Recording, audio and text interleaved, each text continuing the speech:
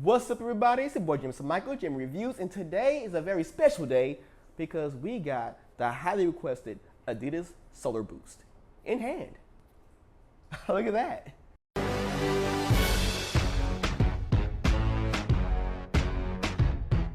So this is a first impressions video. I'm gonna do a few comparisons with some other shoes, but as far as the performance review, that will be happening this weekend. But in the meantime, we're right here.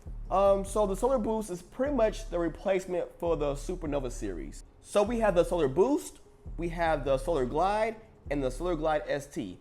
I don't have the other two yet, but I have this one right now. So today we'll focus on this one. And just for reference, here is the original Supernova from last year. So off the bat, the shoe looks pretty similar, but it feels a lot different.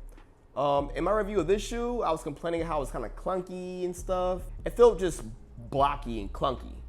It was very comfortable. This shoe looks the same, but it definitely rides a lot smoother. This is like an F250. This is like a Cadillac, you know, a little more smoother ride for the ladies. Or men if you're a ladies that like men. Or if you like, never mind. Point is, it's a lot more sleek. So the first thing that I noticed about this shoe was definitely the upper.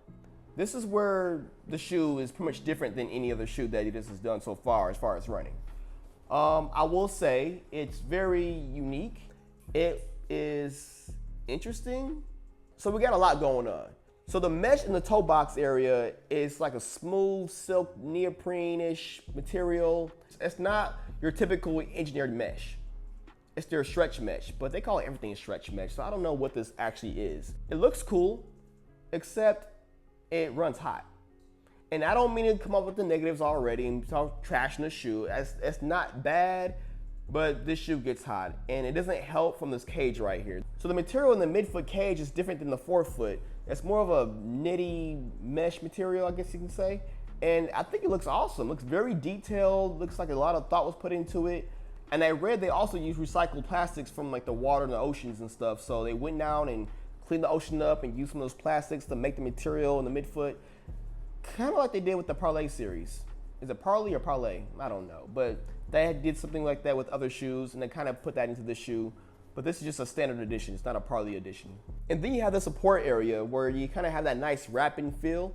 And it does a very good job. Some shoes like the Ultra Boost gets a little unstable, and this definitely doesn't have that problem. It's snug, you're locked in, you're ready to go. Now, is it better than the Ultra Boost? It's different. I would say it's much closer to the ride of the Supernova than it is the Ultra Boost. And I would think that most runners will like this one more over the Ultra Boost, simply because it has less of a bottom out feeling. Like this has a nice squish softness to it, but this one has a nice firm pop spark to it. I guess if that makes sense. You feel more in control when you're running. So I would definitely say this is a better option for most people that want to run in the shoe. And of course, we got the Boost. Boost is life. Boost is always life. That's just how it is how it always will be. I don't know what else to say.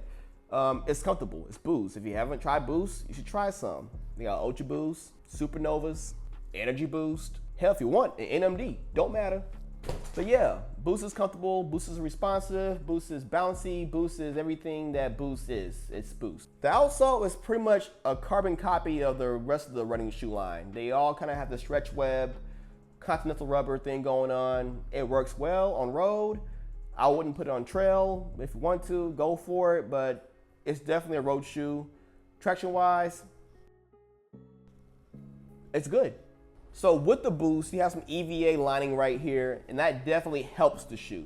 I know everyone wants 100% Boost, but sometimes just Boost kind of takes away from the ride. This keeps the shoe stable. It gives the shoe some responsiveness, which is always great for a running shoe. I mean, you don't want to be just logging around, sinking into the shoe. You want to be able to go and bounce and get a little bounce to your step, you know? Overall, the shoe gets like a B- for me right now. Like I said, the shoe gets pretty hot. Given I do live in Texas, it's a little hotter out here than it is other places, but that's the first thing I noticed. It got hot. And as far as fit, you can probably go true to size. And if you have a narrow foot, I would even say go down half a size. You know, it's kind of funny. It's the irony. They called it the Solarboost, and it gets very hot.